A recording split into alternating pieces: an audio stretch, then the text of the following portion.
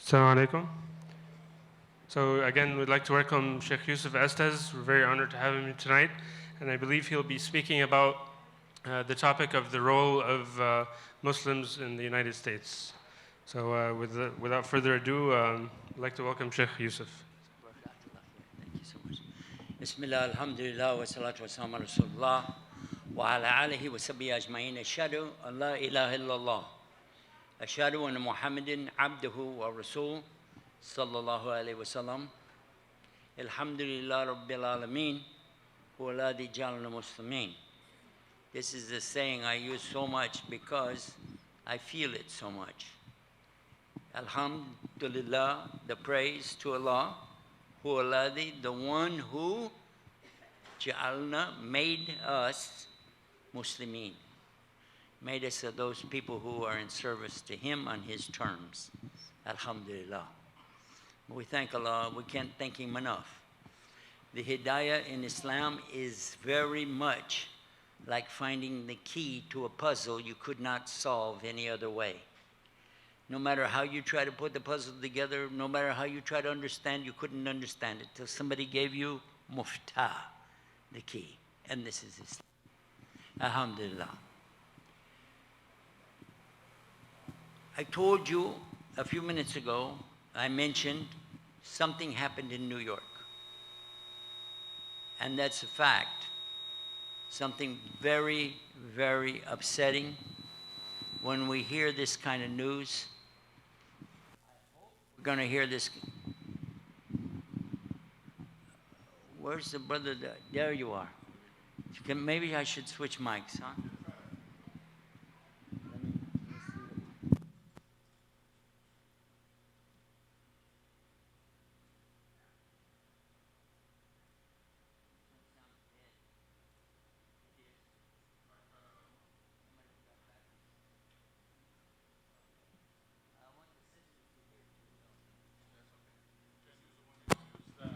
1, 2, 1, 2. This is going to keep giving. Am I too close to a speaker, or is that? Where's the speakers at? Maybe we could just turn it down a little. Maybe knock the echo out of it. I don't need the echo.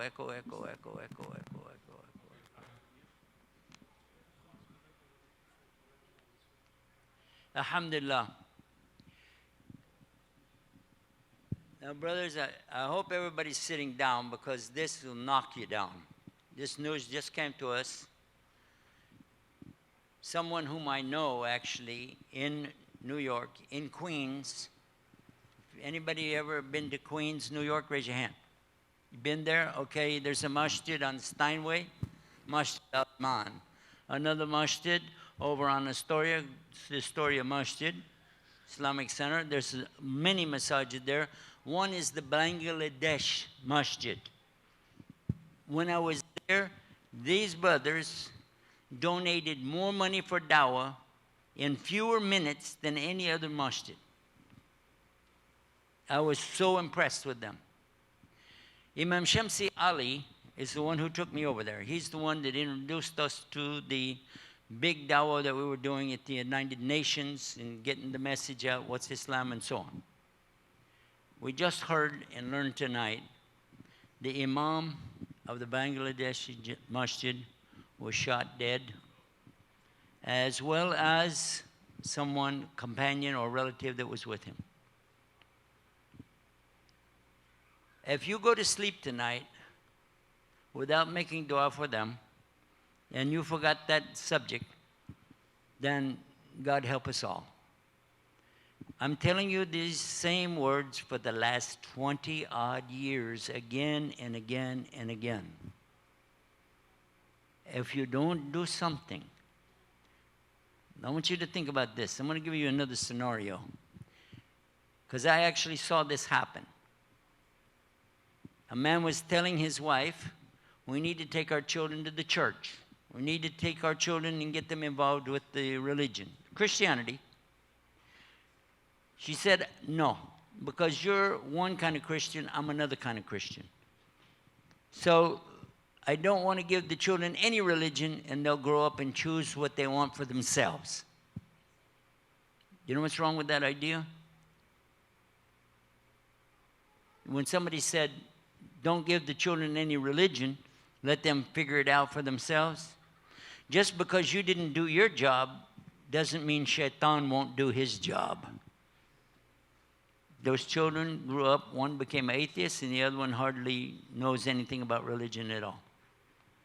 They sure didn't choose anything, did they? Except what? Kufr. What about the Muslims? When we're doing the same exact thing, where are we different? We really need to think about this, because how long before we're going to hear about somebody that we know over here on the West Coast? Somebody else just gets shot dead because they're a Muslim, because they're wearing the dress from their country, because they are wearing hijab, or they have a beard. And in some cases, they shoot somebody from the Sikh, not even Muslim, a Sikh, but he's wearing a turban.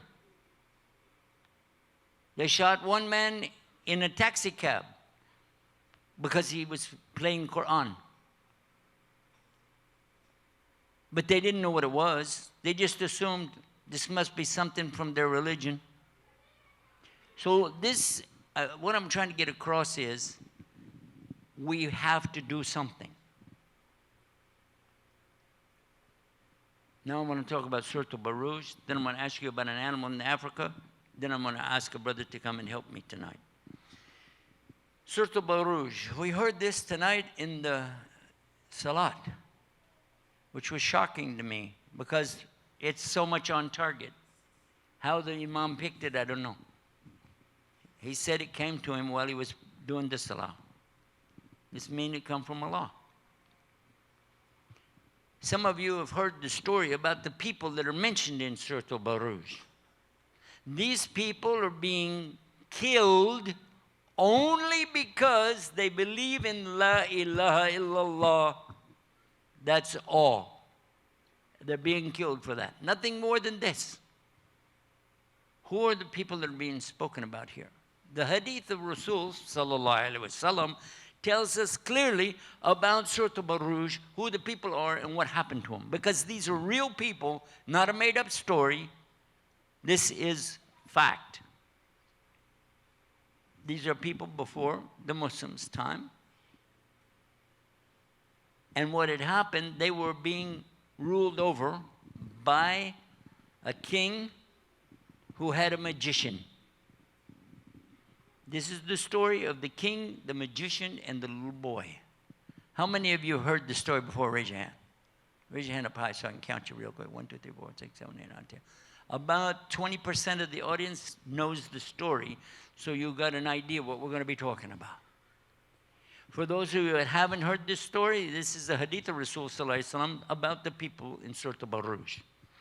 And what happened? This little boy became a target. The king knew that his magician was getting really old, and he needs somebody to do magic. Now, the kind of magic spoken about here is called sahr. Sahr. This is a very evil kind of magic, which is mentioned in Quran, in Surah Baqarah. And it mentions that Allah sent down 2 angels, Harut and Marut, to teach the people a form of sahr that will cause a man to leave his wife. That will cause fitna, chaos, tribulation. And the angels came and taught it, and they were told by Allah, tell the people, don't practice it. Don't do it. It's a test for you. Don't do it. But they're going to show you anyway. You know what that means, right? Just like putting the fruit or whatever it was in the Jannah for Adam and saying, don't eat it. Don't go to the tree. Don't even get close to the tree. What will happen? Well, we already know. And so people did that. People have been doing this kind of magic even now. And subhanAllah, this king had a magician, and he wanted to train somebody to replace this boy, the boy to replace his magician. They took this boy, and they were going to teach him. Now, on the way to go there to learn about this, there was a man. We wouldn't call him like a Shaykh or an Imam or something like this, but he was a righteous man. And the boy would listen to this righteous man, and then he would ask himself, which is right? What the magician's teaching me, or what this righteous man is teaching me? I would listen and compare and think. Until one day, when the boy was going to go, there was some beast on the road. The translator put dragon. This is a real old translation I read. It said a dragon. Now, dragons are fire breathers, and, you know, it's imaginary. But the word should have been translated as beast. It means it could be anything. It could have been a lion, a tiger. It could have been something, a beast in the road. And the people were afraid to go because they were afraid this beast would attack them or kill them or do something. So the boy said to himself, this is where I find out if the Lord of this man, he's teaching me, the righteous man, teaching me about the Rabbil Alameen, the Lord of the worlds. Now, is the power of the Rabbil Alameen greater or the magician? So he picked up the rock and he said, in the name of the Lord of the worlds, the Rabbil Alameen. And he threw the rock, and when he did, it instantly killed the beast, and he dropped dead. So when the people saw that, they were like, whoa. So they started thinking, this boy has got something special, maybe some kind of magic. They started going to this boy. Hey, we have somebody here is sick. Can you make him well? We got one over here is lame. Can you make? And he kept saying, look, this is from the Rabbil Alameen, not from me. Not from me. When the boy saw the righteous man again, he told him what had happened. The man told him, now you have more iman than me. You have more iman than me. You have more faith than I do, because you actually put it to work. There's a good lesson in that already. Putting our faith to work, and then you see things happen. Talking about it, but it's when you do something about it. Amazing. How amazing. All right, then what happened? People were bringing crippled people to him, lame, even blind. And he would keep telling them, it's not from me. You have to believe in the Rabbil Alameen. This is the cure. The cure is coming from Allah. So the people would believe, and sure enough, Allah would cure them.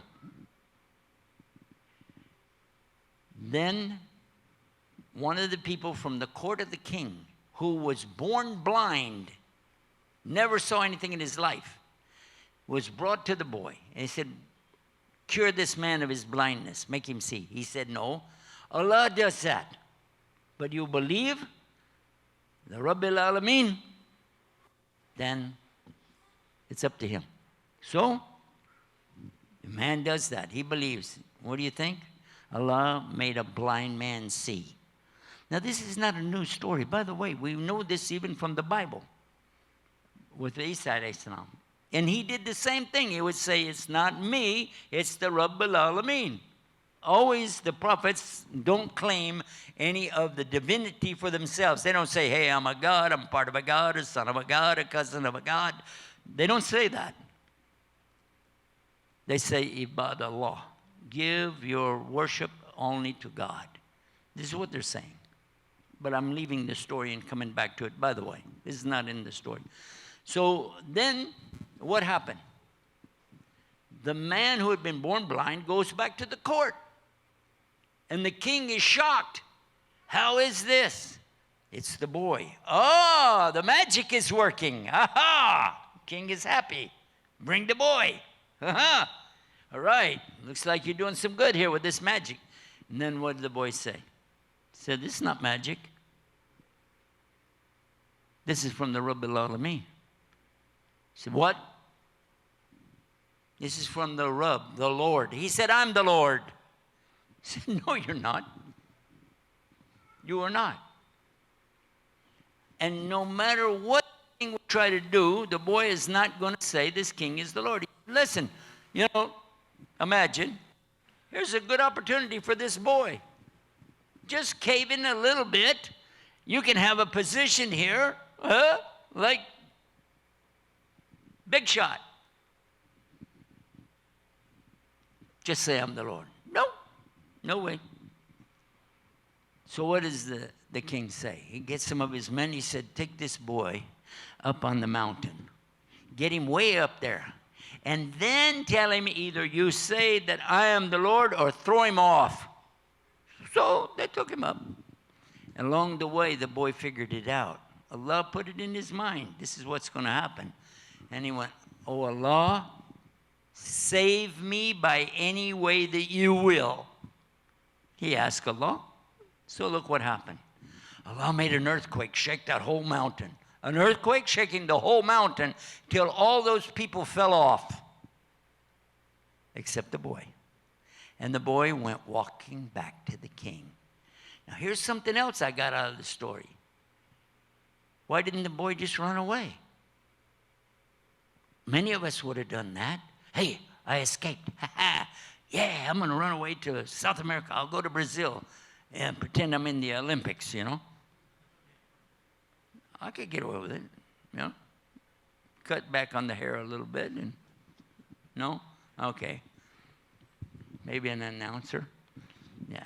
Anyway, what we're saying, he didn't run away. He went right back. And he didn't just go home. And he didn't go to the righteous man. Some of us would run to the masjid, you know. He went in the face of the king. Yo, king, in your face. This is the way. That's not in the hadith. You understand that, right? I'm elaborating, right? Okay, you got that. And the king is, where's your friends? See, this is in the hadith. Where's your friends? He said, they weren't my friends. And when you read it, it's just text. It said, those were not my friends. But I'm thinking, that's not the way he said that. That wouldn't make any sense. The only way I can read that is, those were not my friends. Yeah. So the king gets more people and tells them, take a boat, take him out into the water. We went out in a boat today. Went out in the water. Had electric motor on it. You know that? Electric. It's nice. But they didn't have electric motors. Miskeen, they didn't have it. So on the way out, the idea is get him out there in the water and then tell him either you say the king is the Lord or we're going to throw you overboard. And if he doesn't say it, toss him over. On the way out, the boy figured it out. Allah put it in his mind again. And he said, oh Allah. Didn't call on the people. He didn't say, oh, please, people, don't do this to me. He just said, oh Allah, save me by any way that you will. So guess what? A real bad storm came up. And that boat was going from side to side, almost turning over. Whoa, whoa, wow, wow. And everybody on the boat fell into the water and drowned. Illa, except for the little boy. And when the boat came back to the shore, and Allah made the boat go back, didn't he? I'm sure the boy didn't know how to do that. What do you think the boy did? Huh? He ran away to Hawaii? No. He ran into the masjid and hid? Walking back to the king. In your face, king. The king is like, wow. The audacity, this little boy coming in my face? Then the boy told him something amazing. When I read this part of the story, I was shocked. This little boy is telling the king, you can never kill me until you do what I say. Again, why would the boy tell him how to kill him? You will never kill me unless you do what I say. Well, he said, what do you say? He said, you have to take me out to a high place and gather all of the people. Get all the people to come to this very high place so they can see, you know. And then tie me to the stump of a tree.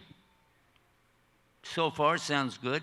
Then take my bow, all right, and my quiver. Well, that's where you keep the arrows. And then pull back the arrow and the bow and say, in the name of the Lord of the boy, and shoot it. Now, from here, you got to imagine some dialogue. Okay. Say, that will kill you? You got it, king. Go for it. Okay. I made that part up. Then the king ordered all the people to gather. And they did gather. They gathered, and all the people came out to see what's going on. And he took the people to a high place. He tied the boy to the stump of the tree. He took the bow and arrow, and he stood back, and he was about to shoot it, and then he remembered, oh, yeah, in the name of the Lord of the boy. Bam! And the arrow hit the boy in the temple region of the head and killed him, and he dropped down right there. Yeah. But then, all of a sudden, the people started saying, we believe in the Lord of the boy. We believe in the Lord of the boy. We believe in the Lord of the boy. We believe in the Lord of the boy. That king is a fake. And somebody told the king, exactly what you didn't want to happen just happened. You did it to yourself.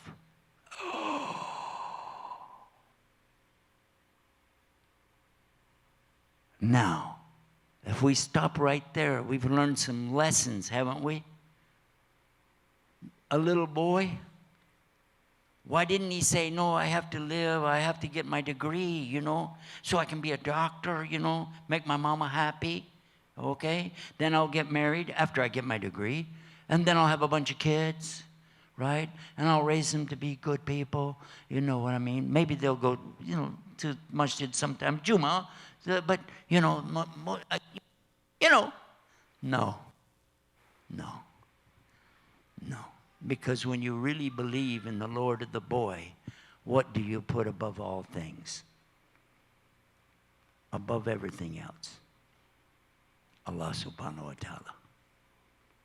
And he demonstrated with his life, telling the king the only way you can kill me. He's even telling the king how to kill him. Because he knows, Allah inspired him. He knows that's what will make the people believe. What's most important to the boy? Himself, and he already has the belief, or the belief of others. Important. What's important? Right now, you should be asking yourself, am I a real Muslim? Am I a real Muslim? Or am I just, going through the motion? I got a kufi, I got clothes from back home, and I got a hijab. People think I'm a Muslim. Hey, that's good enough. Where's the commitment? Let's hear the rest of the story now. You ready what happened next? The king became furious. It didn't guide the king at all. It made him even more committed to what he was trying to do. So he said, I want you to bring the biggest fire ever. Fill the valley with fire. I want the biggest giant fire ever. And they brought everything that would burn and threw it in there to get a big fire. Not since the time of the fire of Abraham. If you've heard about that big fire, nobody can imagine this kind of a fire. Then throw anybody in there who will not say that I'm the Lord. One by one, take them. And guess what? And this is Allah's saying, this is why they were thrown into the fire. This is why, because they believe in the Rabbil Alameen. One by one, throw them in the fire. Because none of them, they would say, I believe in the Lord of the boy. I believe in the Lord of the boy. Even though we're going to throw you in the fire, I believe in the Lord of the boy. I believe in the Lord of the boy. Boom, boom, boom. Until they get to the last one. It was a lady. It was a lady. And she's hesitating because she has a brand new baby. She's not saying for me. She's saying for my baby. This is a brand new baby. How can I take my baby into the fire? It's a brand new baby. Allah made the baby speak. A brand new newborn baby said, my mother, you're on the haqq. You're on the truth. You're on the truth. So she jumped into the fire with the baby. And that's the story, the real story of the people of Baruch. Where are we today, brothers and sisters, when our imams are being slaughtered in the streets? Where are we today, brothers and sisters, when our wives, our daughters, our mothers are not safe because they're just wearing a babushka? That's the Russian name for it. My mother used to wear a babushka to church every Sunday. And so did her mother, and so did my aunt, my mother's aunt. They used to wear the same exact thing, and the nuns wear the same thing. Why is it that our sisters are not safe covering themselves up? Why is it the only way they're safe is if they're half naked? Why? Now I want to share with you the story of the animal in Africa. I want you to think real deep about this one, because it's not just a joke. There is an animal in Africa that the people in Africa consider it royalty. People in Russia consider it royalty. People in this country consider it royalty. Do you know what they call it? Royalty. What's the highest royalty there is? The highest royalty. It's not a prince or a princess or a duke or duchess. It's not the queen, it's the what? Let me hear you say it real loud. You know we're on the air. King. Yeah. You know this is being streaming, right? Yeah. The king of the jungle. So the king of the jungle, it makes you think. If you didn't know, if you were from another planet or somewhere else, right? And somebody said, we have an animal in the jungle, it's the king. Which one do you think it is? And I'll show you a picture, Encyclopedia of Animals. Which one do you think it is, huh? And you look and you say, oh, it must be this one with the long neck because he's so tall. The giraffe, yeah? No. Oh. Must be the seal, the elephant, because he's so big, he's so fat. It must be the biggest animal? Elephant. Nope. Oh. Oh, well... crocodile. The crocodile, the alligator, the one with the big teeth, the big mouth, the biggest mouth, and all those sharp teeth. Nope. The big snake, the big python snake, maybe 20 feet long. I don't know. So big and so round, it can swallow a whole pig. We don't eat pigs, but snakes can, right? Look at that. Nope. Well, which one is it? The lion. You're right. The lion. Well, he's not big. He's not heavy. He's not tall. He doesn't have all these giant, big mouth with all those teeth. He has teeth, yeah, but still. Why is the lion seen not only by human beings, but even other animals in the jungle? The giraffe will run away from him. The alligators are afraid of him. The snakes don't mess with him. Elephants, hippopotamus, all of the animals in the jungle fear this one. Why? What is it? What is it about this one that's so different from all the rest? His roar. Because when he roars, everybody and everything jump. He has a voice. Today, the voices around the world are in unison saying one thing real clear to everybody in every single language. Every language, every single media out there saying the same thing. Islam is terrorism. Muslims are terrorists. Is that true or false? And you're sitting here in the masjid saying, that's true. Now, let me ask you another question. What did you do about that lately?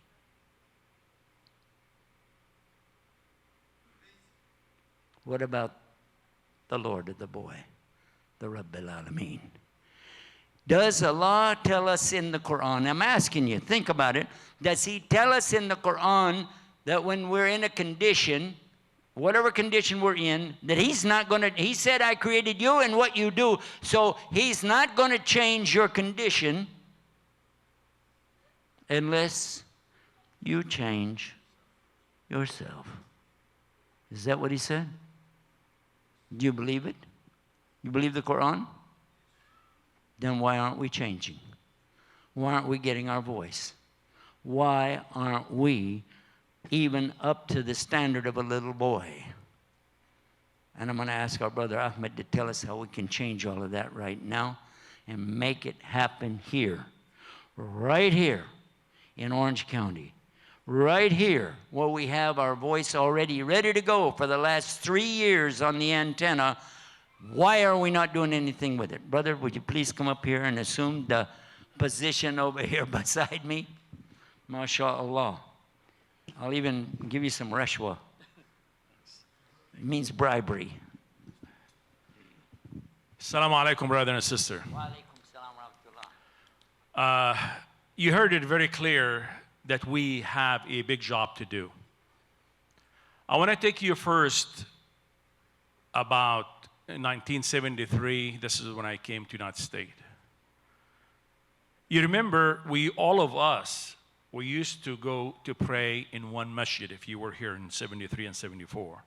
We used to go to Vermont. All of us would drive hour and a half, 2 hours, depends where you're at, until you arrive to one masjid and we pray there. And I remember we used to gather on a Sunday. Today, brother and sister, we see various masajid and schools as being built everywhere. These masajid and these schools, who have built it? Is it United States government or the generous Ummat Rasulillah, the one I'm looking at right here? You are the one made it. You are the one built this masjid. You are the one built the Corona Masjid. You are the one built the Garden Grove Masjid. You are the one built it. No one did it. So you have done it. We have done schools. We have done masajid. Now you heard about the story of the lion. Because of his voice, he scares everyone. And now I'm witness of that. Wallahi, exactly what he said when he said that, I remembered when I was in Egypt with my little daughter and the roar of that lion. We were way distant. Wallahi, I'm telling you the truth. We were distant from that lion. But the sound of that lion, my daughter was crying so bad. And I said, wow, because of that voice. Why are we talking about this? Do you get the message with what we're trying to get to right now? If you haven't, I'm going to open the doors for you. Brother and sister, we need to have a voice. Just like we have a masajid, we have schools, we are teaching. Now we need to unite together and we need to start to having our voice on the air on a television station. Takbir. Takbir, brother and sister. We need to do that. United States is not going to do it for us. We need to repair that broken bridge or to open the bridges, the one is still there. And we need to let them understand that we are united and we are making a difference. And we need to let them understand that Islam is peace. Islam is not violent religion. We've been painted. We've been put the wrong hat by this media, and they tell us we are the bad, we are the cause, and we really are not. Because I see beautiful faces here and peaceful people here. And they are everywhere. So why don't we put our hands together? Shaykh Yusuf Estes, if you have not first time you see him in person, or you have not seen him at all, or if you heard of him, I want to invite every one of you when you go home tonight or tomorrow, put Yusuf Estes on YouTube. I want you to watch to see how many people get affected and they come to become Muslim and revert to Islam because of this man. Takbir. Takbir. Wallahi, wallahi, wallahi. If you listen to me and you watch what I'm telling you, you're going to be tears in your eyes. And if there is no tears in your eyes, when you see what I saw, there's something wrong. This man is having changed the Islam in the United States. Every time I watch his video on YouTube, wallahi, my wife and I, when my daughter was telling me, she was telling my wife, why are you crying? Because we are sitting eating, and in the background we playing the TV, listening to this man. And I have witnessed myself. Before I went to Ramadan, him and I, we have talked before, live on television a couple times, and we work together, and inshallah, I'm looking forward to work with you and to spread the word of Allah subhanahu wa ta'ala and Muhammad Rasulullah. We were in Corona, and we about to speak, and we broke fast, and he's telling me, Ahmed, I cannot eat Pakistani food, it's too hot, and empty stomach. I told him, I agree with you 100%. Let's go elsewhere. And then we left the masjid, and we went across the street to Panda Express. And then as soon as we walked into the door, I have brother Yusuf Estes on my right, and another gentleman like him, also with beard and jalabiyah, and we walking into order. And this lady is going to wait on us, scream, and start crying. And I said, oh my gosh, she's going to call 911, or what's going on? Because we're Muslim, obviously. And then she started screaming and crying. And then her co-worker started looking at her, what is going on? What's happening? With their faces and stuff. And then she said, he is the man that I become a Muslim because of him.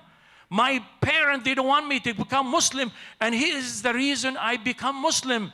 And she was crying and holding, and I have that video tape. I taped a part of it on with me here. If any of you want to wish to see it, I will show it to you. And I said, oh my goodness, I've been hearing and seeing. Now I actually physically seeing his work. I was very impressed. And I was tears in my eyes. And the girl was, wallahi, wallahi, she tears in her eyes. And I have videotape of it. If any of you desire to see it, and I will show it to you. And that what tell me, and that what is this tell me? This man, he's working really hard. A lot of people, they revert to Islam, never seen him. And then she said, I wanted to meet you from a long time. I wanted, and I cannot believe that you come to me instead of going. She's searching for him. And then his humble answer, he says, Allah subhanahu wa ta'ala, he sent us. He did not let us eat at the masjid, and he told us to go eat there. This way you can see me because you have desire to see me. It reminded me of my story with Muhammad Ali. May Allah bless him, the boxer. I have a lot of desire when I was a little boy, when I used to live in Egypt, to see this man so bad. By any way, I wanted to see this man. And Allah subhanahu wa ta'ala, and instead of me going searching for him, I have a gas station, in case you do not know. He comes and he buys gasoline from my gas station in the mid-80s. And he comes in, he asks me, where is the bathroom? I said, subhanallah. I was extremely happy. When I saw this happen, and your answer, it reminded me with Muhammad Ali that he came to me, Allah subhanahu wa ta'ala sent him to me because I have a desire to see that. So, back to why this gentleman and this beautiful man came here to us. He's, as you know, he was Christian. He was born Christian. He reverted to Islam years ago, probably, I believe 20, 25 years ago, or a little bit more. 25. So he came to Islam, and he's making a huge changes. And I invite you, I said it multiple times, to see his work on YouTube. And you're going to say, oh my gosh. Oh my gosh, I'm so happy that you're going to say, I'm so happy I met him in person. So why we are here, we need your help and support. We're not here to do fundraising, by the way. Just put your hand on your wallet, feel secure. We're not here to pass boxes, okay? I don't want anyone to stand up and walk. You know, we're not doing that, okay? Why we are here then? Why we are here, we want to unite. We need your ideas. We need your blessing. We need you to help us in every way you can. If you are an engineer, if you know about media, if you know about cameras, if you can do dua for us, or if you could donate online if you desire, to make that TV station to come on. Because once we have it on the air, we will fix all the broken bridges between the Muslim and the non-Muslim. And how are we going to do that? If we unite and we speak up. We let everyone know that Islam is peace. Islam is not what they have painted.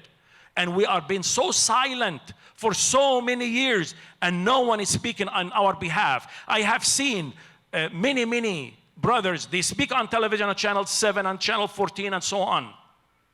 And they do not give them the amount of time to defend Islam. And when they have a non-Muslim person speaking against a Muslim person, they give them, the non-Muslim person, plenty of time, and they welcome him on the air. Pay attention to that. But when it comes to a Muslim person, they cut him off. They cut him off, and they squeeze the time. And this, I'm sorry, we have to, before he answers. So how about if we have our own TV stations that we can speak and we can make a difference? So what do we need? We need volunteers. Is this the website? VolunteerIslam.com. You go there on this website, VolunteerForIslam.com. Thank you. VolunteerForIslam.com. You go there and you fill that information. What can you do? If the only thing you are good at is dua, go ahead and do it. If you could fill it out, that because you are an engineer and you understand how to use a camera or how to locate for us anything got to do with to put a TV station together, be part of it. Just like you were part of this masjid, I want you to remember, and then after maybe 20 or 30 years, we will wind up with 3 or 4, 5 or 10 TV stations, and we say, wow, do you remember when we were sitting at Irvine Masjid for the first time and we were talking about it? Just like I'm talking about the masajid 30 and 40 years ago. We had only one. Now we have nothing in California to speak in our behalf. So we do need every kind of your support, because when we are united, and inshallah we'll prevail, and our voice will make a big difference. And remember when I said about the voice, the election is coming very soon. Do not be silent. Do not be silent. You got to register and you have to vote. Because if you do not vote and you complain, no one is listening to you. So, and do not complain. So what I'm asking you to register and to vote and express what you really need to do. Back to you. Jazakallah khair. By the way, we are not going to tell you who to vote for. That's not proper to do in any religious organization like this, to tell you how to vote. You know, if you're like a billionaire with a hair problem, this is your choice. If you're like this lady, this is a choice. But if you said, well, that's the only choice, I got news for you, it's not the only choice. In America, you can write in a candidate. I said this so many years ago when somebody from Texas was running for office. I don't know if you remember the guy.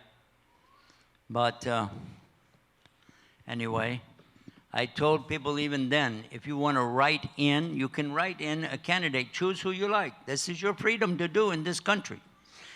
But I was advising the Muslims, if you just write one word only, spell it any way you like, but write the word Muhammad. Because if 1 million voters write the word Muhammad, the next election, all the politicians are going to be looking for the Muslim vote. Because they said, wow, the Muslims were not satisfied. They had to write in Muhammad. So let's go find some Muslims to vote for us. You guys don't waste your million votes. I'll do whatever you want me to do. They need to know. We need to have a voice. We can't say it enough. Now, some of you would probably like to do some donation tonight, but I want to assure you, this is not, we're not asking you to stand up and say, I want to give 10,000, 5,000, or something like this. In fact, that's not what we need. Operational expenses happen every month. Well, I can tell you about that some other time. But what we already have is what you need to know. We already have a satellite that has been broadcasting since 2010, broadcasting all over the United States and Canada. How many of you did not know that? I have been in churches where I asked Christians, and more people raised their hand that said they knew about our channel than what you got here tonight. I'm asking you now why you don't know it. So every one of you who raised your hand and said you didn't know that, you need to look at the ones who didn't raise their hands and ask them, why didn't you tell me? Why? How many have seen Guidance TV? Put your hand up. Why didn't you tell the rest of the people? It's your only voice. It is the voice for Islam in America. Why didn't you tell them? I'd like to know why. Is it a secret? You thought Islam is a secret? This is exactly the problem we've got. If you're not willing to tell the Muslims, I know you don't have the guts to tell somebody else that's not Muslim. In other words, why don't you admit it? I'm ashamed to be a Muslim. Would you like to say that in front of Allah? You better change what you're saying and doing right now. I'm serious. Maybe you think I'm being too hard on you. Only your father is going to talk to you like this. Because your father loves you enough to stop you from doing something stupid. Your father loves you enough. He will keep you out of the fire. And it's time for somebody to talk to you direct and tell you the way you're going to destroy yourself. Open your mouth and share with the brothers and sisters about this beautiful thing called Guide Us. If you're not familiar with it, I don't blame you. I blame the ones who are familiar who haven't shared it. Why is there no posters in here? Have I been in this masjid before? Yes. Have I talked about it in here before? Yes. So why is there no poster out here telling the people? Why isn't there a TV section out there? When anybody comes through the door, they can see Guidance TV. It's on the air right now. How many of you did not know that you could have had this app on your phone for the last 4.5 years? It's there. I've been paying for it for 4.5 years. Why didn't you do something with it? And by the way, trust me, I really get disgusted at people who come up to me and say, I want to shake your hand and take a picture. And I ask you at the same time, did you hear about the Guidance TV? Nope. Did you hear about the app? Nope. Then what is it that you want this for? What are you going to do with this thing? This is what you think Islam is about? Even our Prophet ﷺ, the best person walk on the planet, did not like it for people to show him that kind of attention. You know, to me, I consider it almost like insult. Because if you're not following what the teaching is, don't come up and tell me anything about it. I don't want you to tell me how great I am, because I already know better. And if you think I'm such a hot shot, by the way, ask my wife. She'll clear that up real quick. But I want to be serious about this. Very serious. There's something you can do right now and put you in touch with us right this minute, and you can start supporting the effort, and I'll tell you more about it. But look at this right here. How many of you can read that right there? Can you read it? What does it say? 41444. Pull out your phone now Pull up your phone, put it in your hand. Thank you. Now dial that phone number and send the word Islam. It's a special text number. It's not complicated. Watch my hand. If you're from Egypt, you'll recognize this right away. 4. You did recognize that, right? Rabwa. Rabwa. 41444. A special text number. Send the word Islam right now. Who's the first one that got it? You got it already? You got it already? And you got it? MashaAllah. Well, you did it before. Alhamdulillah. You're back in your original environment, aren't you? I just happened to think of that. When we were standing outside, I don't know if it was the darkness or just my old confused brain. But anyway, alhamdulillah. Ahmed has something too, so don't run away. Send it right now. What that's going to do is send a link to your phone so that you are in touch with us. Now, that's where you can begin to start a financial support. You can do that there. But look what else I put up there. Do you see it? What does it say? Donate for Islam. Can you see that? DonateForIslam.com. I don't know if you thought about this. How could anybody get that name? How could anybody get such a name as that? When I got it, there were tens of thousands of organizations around the world collecting money for Islam. This charity, this thing, that thing.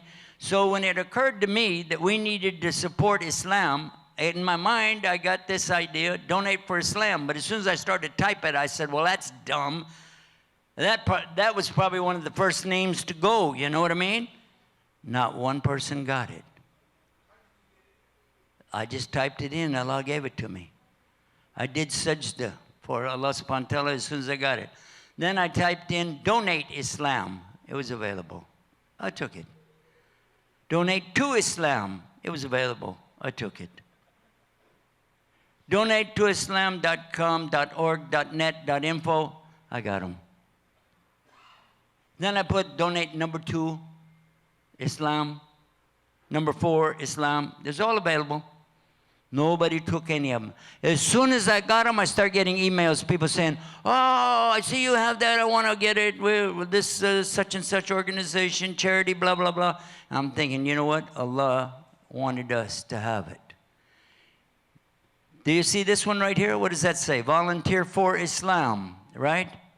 How long have we had Muslim organizations in this country? Years and years. And they use volunteers. How long in England they've been doing the same thing? Years and years. Europe, years and years. Around the world, years and years. Muslims. Guess when I got this name, Volunteer for Islam? You can check it. You can go to Who Is, and it will tell you. I got it last week. 2 ways you can look at that. Either we're sound asleep and we're not really paying attention to our deen, or Allah reserved it for us. And either way you look at it, you see we got to go to work. We got to go to work. This is a job for all of us.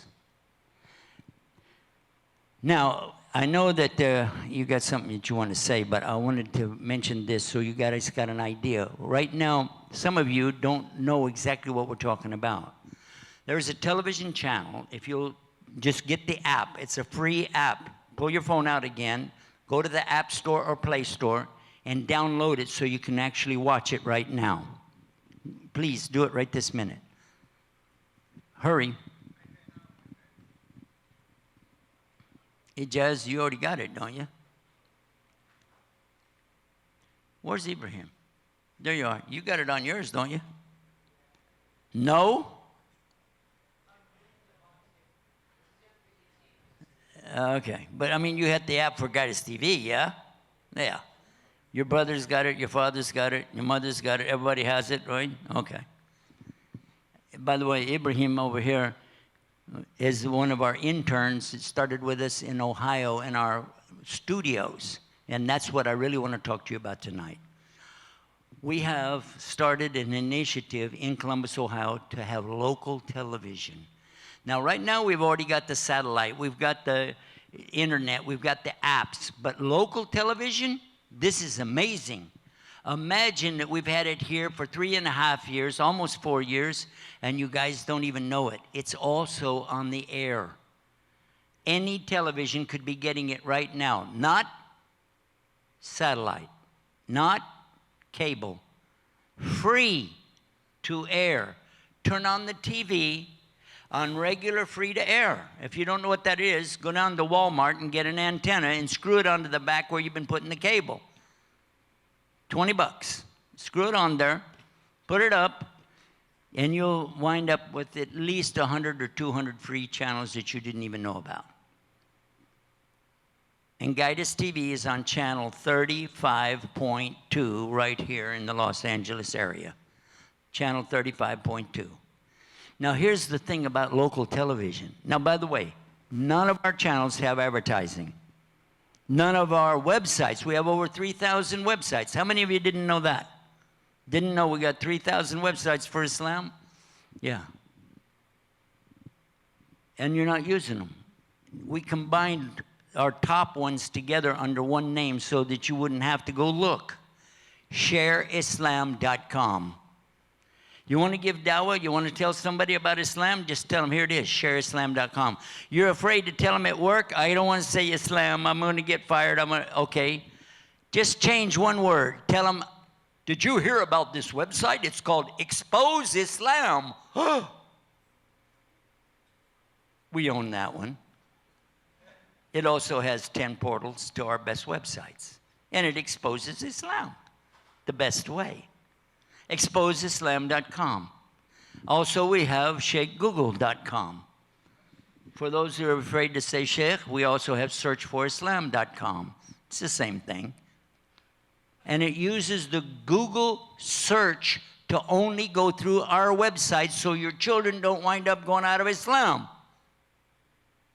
And you didn't even know it was there. Now that, to be fair, that's only been there since 1998 when we started. Oops. It means you've been looking in the wrong garbage can. You've been going, yeah, when you go behind McDonald's and go in their garbage can, what kind of food do you think you're going to find? And that's what you're doing on the internet. That is what you're doing. And the more you go to those websites, the higher you raise them up. Every time you click on a bad website and send it to your friends, Shaitan is thanking you. Thank you. Thank you. You just help us spread more kufr. You think it's a joke? I wrote an article about it 15 years ago because Muslims were putting the ones attacking us at the top. Who was going to the most of it? Muslims. They were copying and pasting to all of their friends. Don't go to these websites. And they listed the websites. What do you think Muslims do? You know who started that? Non-Muslims. They put on there, don't go to these websites. Like when Allah told Adam, don't approach the tree. Knowing that's exactly what we'll do. Now, what we are doing in Columbus, Ohio is a brand new initiative. We started right after Ramadan. It's already working. We're putting out there the local time and the local temperature. You can't do that internationally, obviously. The local time and temperatures at the bottom of the screen. Anybody can go there. What time is it? Oh, just turn the TV on. What's the temperature outside before I go out the door for work? The temperature's right there. Okay. Oh, we heard there's a big fire. There's a big fire out such and such road. They're closing down this, what's it called? The 5, right? Interstate 5? Interstate 405, something. Turn on the TV. Bottom of the screen, a little ticker telling you where the fire is and what's going on with that. The storm came up. It's right there on the bottom of the screen. It's really hot. It's right there on the bottom of the screen. The weather conditions, when they're extreme. And now there's some, oh, we heard there's a big wreck on the, okay, it's on the bottom of the screen. We heard there was an act of terrorism. It's right there on the bottom of the screen. It's right there. Plus, we have our own newsroom. Every week we have twice a week, sometimes more, Wednesdays and Sundays. Also on Friday night, we're doing a local program, but we put it international as well. called IQ Quran, where the children, we linked it up with the internet so children can go on their computer and answer questions and win prizes live. Instead of needing a studio audience, the kids are an audience at home and playing the game right along with everybody else. You imagine this? And on Facebook, during Ramadan, some of the nights we had over 1 million viewers. Imagine that. And more non-Muslims know about what we're doing than the people right here in Orange County. And we have an antenna sitting here. And 3.5 years, we're not using it. It's there, it's broadcasting, but you're not taking advantage of what it is. The advantage, every single person that you show it, you give them a card, you give them, write it down, channel 35.2. Just give it to them. It's broadcasting 24 hours a day. Every hour on the last 15 or 10 minutes, it's Quran, beautiful recitation with translation right on the screen. There's no way anybody could ever get the wrong message because it's showing it again and again and again and again. Subhanallah, it's right there. And then instead of doing commercials, we say we're going to take a break, but you know what the break is? A hadith, adhkar, dhikr of Allah. What to say if it's raining, what you say when you go in a building, what you say when you're ready to eat, what you say before you fall asleep. All of these things are there 24 hours a day. Well, you're not using it. We did our job. Now it's your turn. Ahmed, please add something for this before we wrap it up. Okay, I just want to share with you my experience of my children watching television, the one channel 7, channel 4, you know, the local television. What you see most of the time on the local television is crime and sex. And this is what the majority of things. And they tell you crime and sex sells. And this is why they are using this method. And when you allow your child see these things, they will implement what they have seen. They will implement what I have seen. I'm going to share with you a true story that it happened. I have 3 girls, 14, 10, and 11. I'm sure most of you have heard of a program on television called CHOP. Anyone heard? Do you know what I'm talking about? CHOP. CHOP.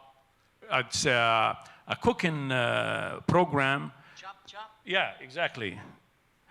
They have little kids, you know, about 14, 15 years old. They compete against one another, and they cook, and then they have judges, and then see who's going to have the best meal, and they will win a prize. They have that on television. And me and my 3 kids were sitting and watching this program. And then after the program finished, what do you expect them to do? They went to the kitchen. And they started getting food and pizza and stuff like that, and they start cooking. And because what happened, they got programmed from the television, and they want me to judge among them who cooked the best meal. And then it passed. I understood what's going on. And then in the Super Bowl, wallahi, I'm telling you exactly what has taken place. And please pay attention, because this would help you to raise your children. In the Super Bowl, I always like to watch the Super Bowl because I would like to know about the commercial. I really do not understand the game, but I like to see who have the most money and paying for these commercials. So my kids are watching with me the Super Bowl. And then in the break, what do you expect them to do? Get the food and try to compete against one another? No. They got my sweat clothes, and they are, of course, I'm a lot larger than them, and they filled their clothes with pillows, and they start hitting one another and fighting with one another like it's a Super Bowl game. This is exactly what happened. So I understood vividly that the television, what you allow your children to see, they will implement it, and including you yourself as an adult. Anyone tell me that this is not good only for children? If it's not good for children, it's not good for adults. So what I'm trying to say is to refrain and to stop watching this ugly stuff that they are poisoning our brain with, and we look and help a television station that it will take us to heaven, inshallah. That's all I have to say. So you want to close with dua? Inshallah, I'm going to ask Ijaz and Ibrahim to take one side of the room and one take the other side of the room and give these out to everybody till you run out. I think we have more of these. Don't we have more of these? No, I'm sorry, we are running out. We're running out. Somebody donate so we can get some more. But you also, all of you have phones with cameras.